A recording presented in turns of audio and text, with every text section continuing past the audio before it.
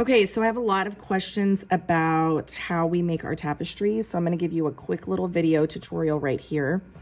Number one, we warp going all the way around. If I have the kids do it, they just start about 3 in from the bottom and hold on, and we just wrap.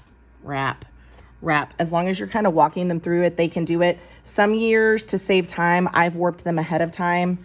It's really up to you and what your time commitment to it is. And then we tie them across the back. That's how you know which one is the back, is where the cross goes. On the front, we usually start with just a basic tabby weaving, over, under, one string at a time. When I teach my kids how to tie a knot on their needles, here's how I do it. They push the eye through.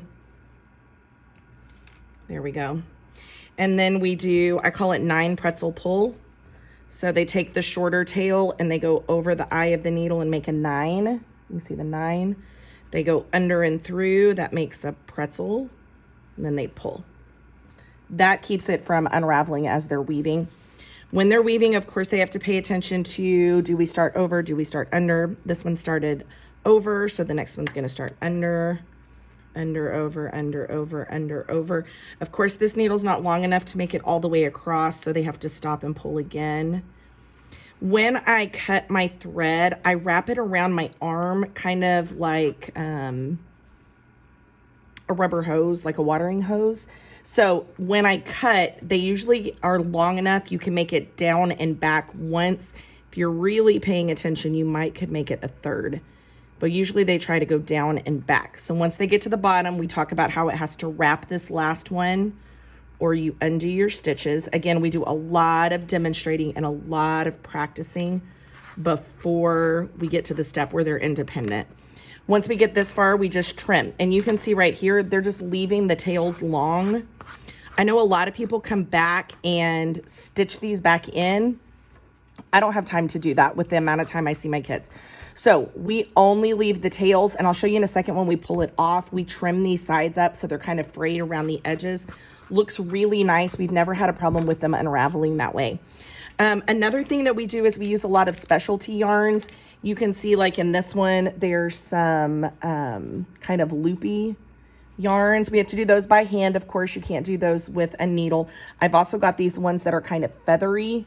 These are really, really thin. Kids can use a needle if they want to. But most of them still will do those with just their fingers. They make a really interesting texture sticking out from the tapestries. Our rule for specialty yarn is you can do it as many times as you want in your tapestry. However, you have to have at least 4 rows of regular yarn above and 4 regular yarns below, just to secure it into place. And so they're not all just like jammed together. So there should always be like a gap of regular yarn before you see a specialty yarn row mixed in. One of the things I like to use is roving, which is what you use if you're doing any kind of felting, wet felting. And we look a lot at how yarn is made and talk about how this is the dyed wool before it has been spun on a spinning wheel. So I always buy these little packets of roving that come in all different colors. You can buy them on Amazon for fairly inexpensively. So once we kind of unwind them, we kind of just gently pull on them. I kind of talk about how they feel like cotton candy, so they know like how hard you have to pull or how easy you have to pull. We just kind of stretch the fibers out a little bit, and then we weave those through. Now I'm gonna slide this down and put one in the middle just so I can show you what happens to it instead of y'all watching me weave more. So we would weave these in by hand, of course, and you have to be kind of gentle with it because the fibers are so loose, they'll tear. So we gently weave this through.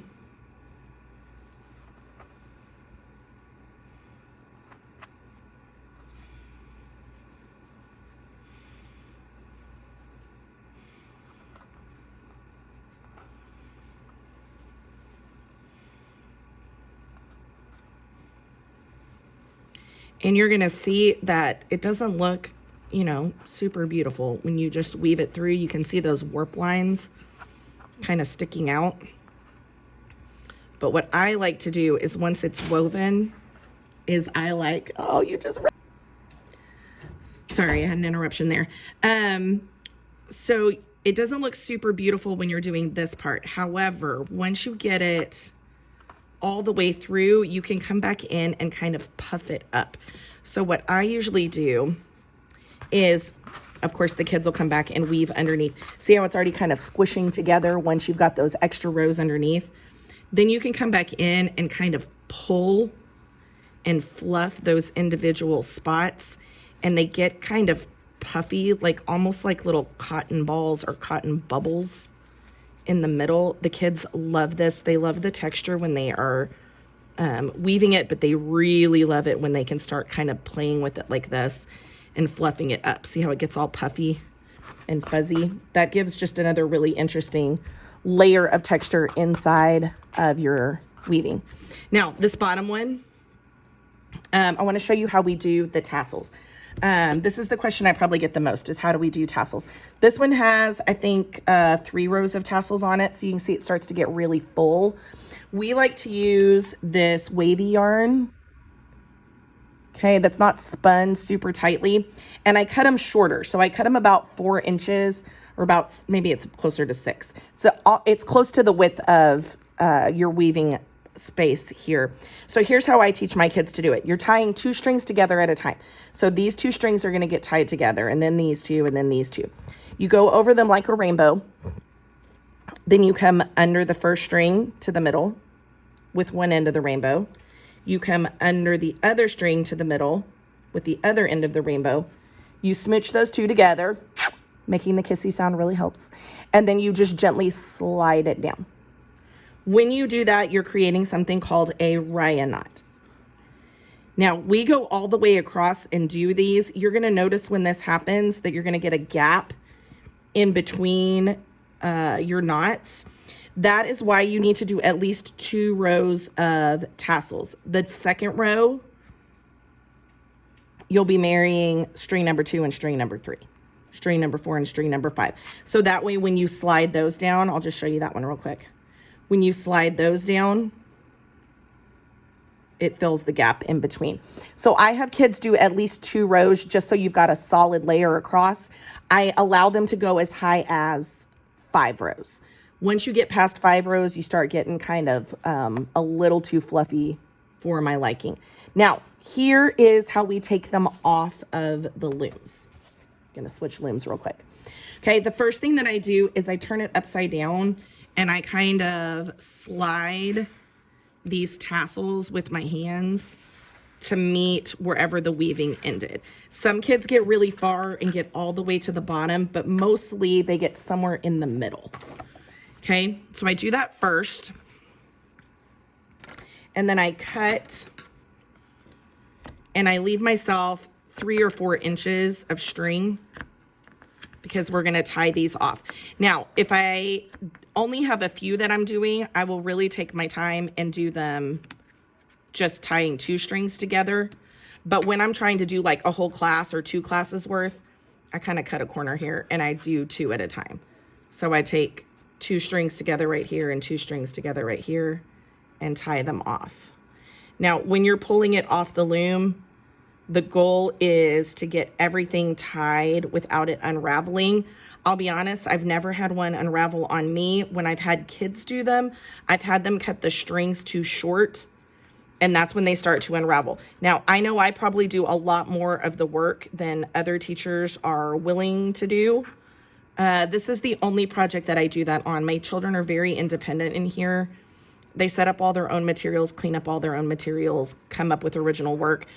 When we're doing tapestries, because it is so time intensive and this is kind of the tedious part of it, I look at it as kind of like prepping clay and, you know, doing firings, that's one of my prep jobs, not theirs.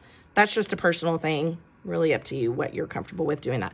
Okay, so once I've got them tied, then I can kind of brush those down. If these need a little trim, you can give them a little trim. Okay, then I pull the rest of it off. Okay, there's the rest. Brush these down.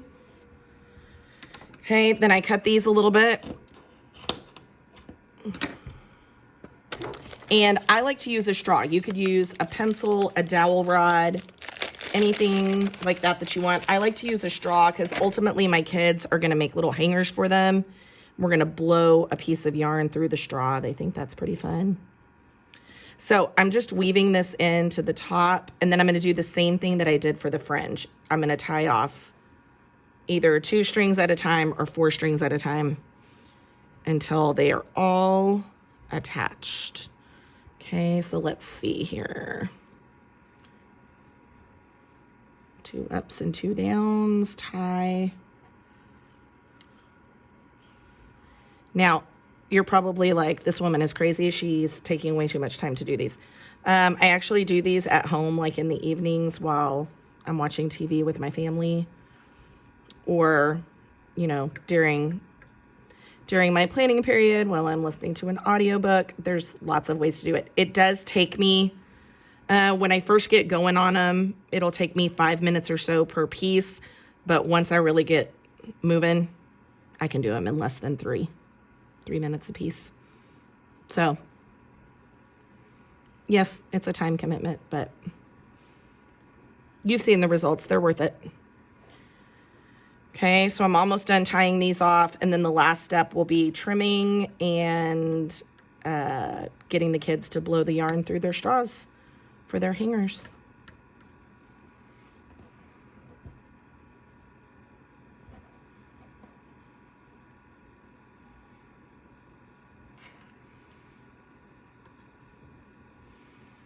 Okay, so there we go. So there's what it looks like when it comes off. The last step would just be to blow through there. Now, I don't have my sharp scissors over here for some reason, but I like to trim these edges just so they're all closer to the same length.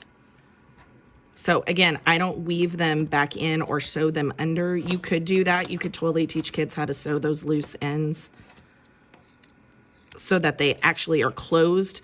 These stay open in our class. There it is. That's what it looks like.